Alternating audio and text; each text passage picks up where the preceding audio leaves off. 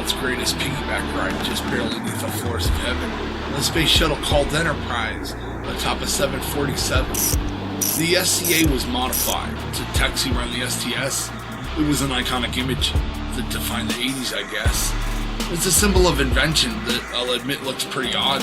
Two modern marvels, doggy style, held aloft by the grace of God. Both the Wright brothers rolled over, and their graves just to sneak a peek. 30 years post-mortem, I think, at least since Orville last could speak. See, this orbiter was powerless without the external rockets. This would furnish a solution and put it in everyone's pockets. When they were still drawing blueprints, they thought of creating jet engines. But with this last discovery, the shit officially begins. This would be instrumental for developing the spacecraft, a design that would kill several, but this was before that time draft. It's 1977. John Kiker was an engineer. He worked for the NASA program and was enjoying his space career. He was based out of Houston, Texas, wore his respects before their time, also a pocket protector, with an intellect that was prime. He'd set out to prove his concept by using radio control. Hey, I got something to show you. Totally not if your you land, promise me not to roll. but I want to show The you. shuttle carrier aircraft was born out there on the tarmac. They watched the two crafts fly as one, and the ship launched before coming back. Antenna out like a saber, in this Technicolor still frame. Dark rectangles under eyebrows, and windblown hair that has no aim. They've moved this up to a full-scale test ways above Californian sand. This was dub control and landing, and would go exactly as planned. It was the day after Valentine's, just a month after I was born, when this double-barreled airplane would suddenly become airborne. With NASA stamped on its tail wing, an altitude under its chin, it was a Boeing jumbo jet, and the margin of error was thin, with a red, white, and blue pinstripe running the length of the plane. It found its altitude all right, with ease and barely any strain. Beneath the shuttle Enterprise, coupled together they would strut, minus the bell-shaped thrusters, but a weird fairing on its butt. It was meant to smooth airflow around the S.C.A.'s giant tail fin, but it would not be that important to include a future edition. The size of a medium jet, and as white as a movie screen, unable to move on her own, but still a beautiful machine. The first reusable vessel after stints in outer space, 200 to 300 miles above the rest of the human race. The space shuttle was a glider, never meant for cross-country flights, which you'll find is not that handy when you're picking out a landing site. Built to be powered by rockets, meant to throw asses into orbit, and that's something like Kennedy, back in Florida, would outfit. Took off from Edwards Air Force Base with NASA's newest ambition.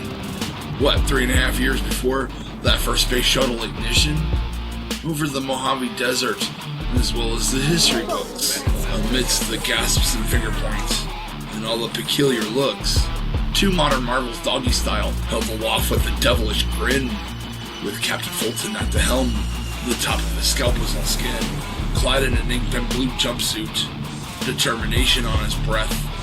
Once upon a Tuesday test flight, a couple days after the Sabbath, with extra fins on the tail wing and a vehicle on the rack. Fred Hayes was born at 33, being worn like a kid's backpack.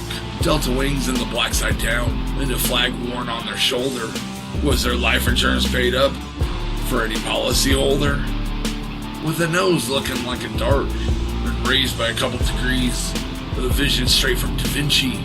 Spectators giving wrists a squeeze, fingers used as poor sun visors, but still a hell of a display. United States worn on its hull, and just looking to fly away. Coupled using explosive bolts, wind over wings create lift. Just pop the gear into neutral, and then let that vehicle drift. The Enterprise took off flawlessly, lifting from the jumbo jet spine, wingtips leaving white contrails, and in the moment it would shine. The air launch went successfully, taking off like a paper airplane, as gracefully as a flying brick. That's aerodynamically insane. The test was really important to find out if their landing worked. Huh? What do you know? Flawlessly. It worked without getting jerked. Coasting on a current of air, under a background of dark blue. Overhead like a hang glider, with F-16 escorts number 2. Over the green creosote brush that peppers the desert landscape, with several eyewitnesses as our shuttle program would take shape. Bearing an American flag and hailing with a feathered touch, they both took off a single piece, but they were both landing Dutch, floating like a magic carpet with the purpose of coming down. Fred all wager was tickle pink while they safely approached the ground.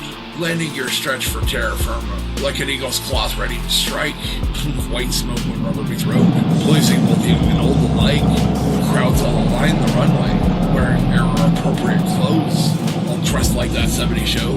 A silly observation, I suppose. The nose gear was the last to hit, while the braking system locked tight. The mission was a spectacle, and everything went alright. Captain Fitzfulton and Fred Hayes were both aerospace pioneers. The story I love to bring up from back in the space shuttle years.